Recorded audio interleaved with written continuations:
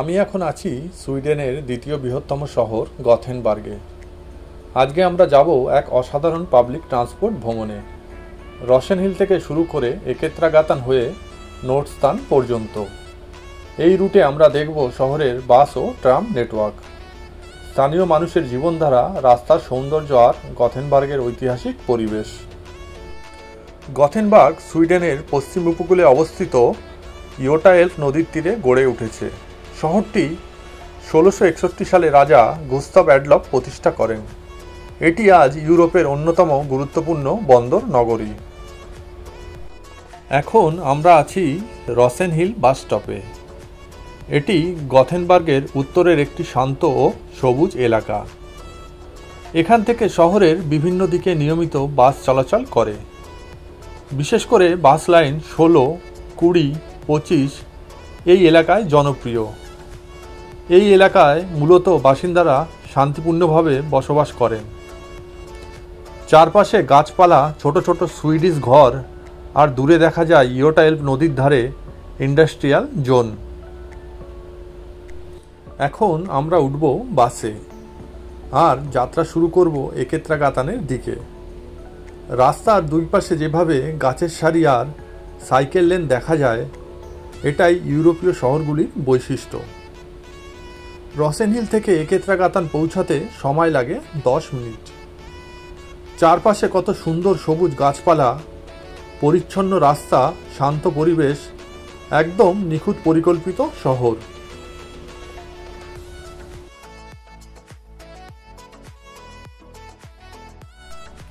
এখানে সব বাসই ওয়েস্ট্রাফিক সংস্থার অধীনে চলে।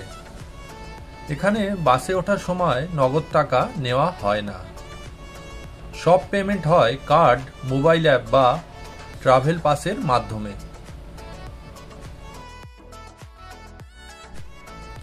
আমরা পৌঁছে গেছি একেত্রাগাতান ট্রাম এবং বাস ইন্টারচেঞ্জ স্টেশনে।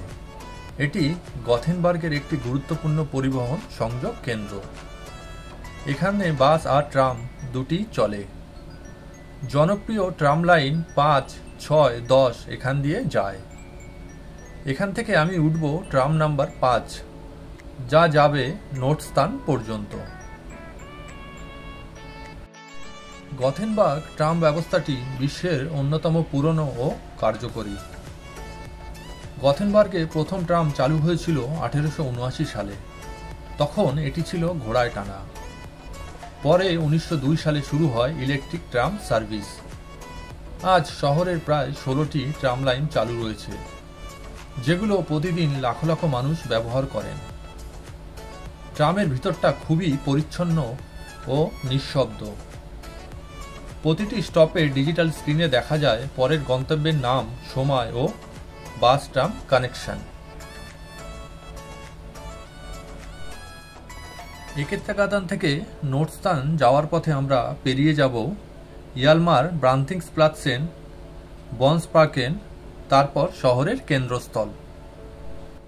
গথেনবার্গ তার স্থাপত্যে ডাচ প্রভাব বহন করে, কারণ 1700 শতকে শহরটি ডাচ প্রকৌশলীরা পরিকল্পনা করেছিলেন। বনসপার্কেন হল শহরের সবচেয়ে ব্যস্ততম ট্রান্সফার স্টেশন।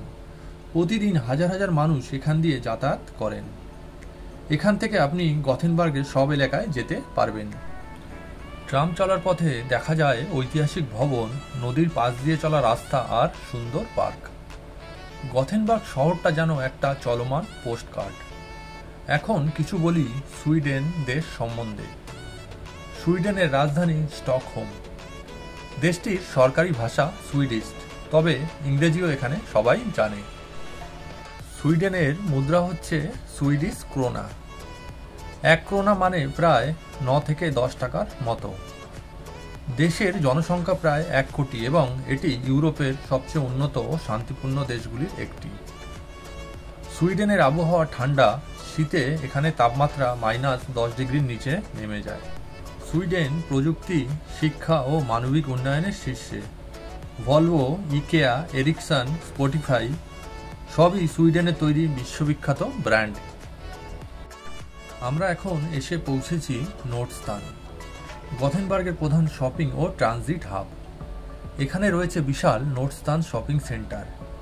যেখানে প্রায় 200-র বেশি দোকান ও রেস্তোরাঁ রয়েছে। এটি স্ক্যান্ডিনেভিয়ার সবচেয়ে বড় ইনডোর শপিং মলগুলির একটি। নোর্ডস্ট্যানের নিচেই রয়েছে সেন্ট্রাল স্টেশন এবং নিলাস এরিকসন টার্মিনাল, যেখান থেকে দূরপাল্লার বাস ও ট্রেন চালু হয়। এলাকাটি সবসময় ব্যস্ত থাকে, তবে এখানকার নিরাপত্তা ও পরিচ্ছন্নতা অসাধারণ। সুইডেনের জনপ্রিয় খাবারগুলির মধ্যে রয়েছে মিটবলস, গ্র্যাভল্যাক্স মানে স্মোকড স্যামন মাছ, সিনামন বানস। এখানকার মানুষ হালকা খাবার খেতে ভালোবাসে, আর কফি তাদের দৈনন্দিন সংস্কৃতির অংশ। ট্রামে ভ্রমণ করতে চাইলে আপনি কিনতে পারেন সিঙ্গেল টিকিট, যা 90 মিনিট পর্যন্ত ভ্যালিড, ডে পাস টিকিট, যা 24 ঘন্টা পর্যন্ত ভ্যালিড, আর পিরিয়ড টিকিট, যেটা 30 দিন পর্যন্ত ভ্যালিড। বেশি দিন থাকলে এটি সেরা। যদি টিকিট ছাড়া ধরা পড়ে যান তবে জরিমানা প্রায় 1500 ক্রোনা পর্যন্ত।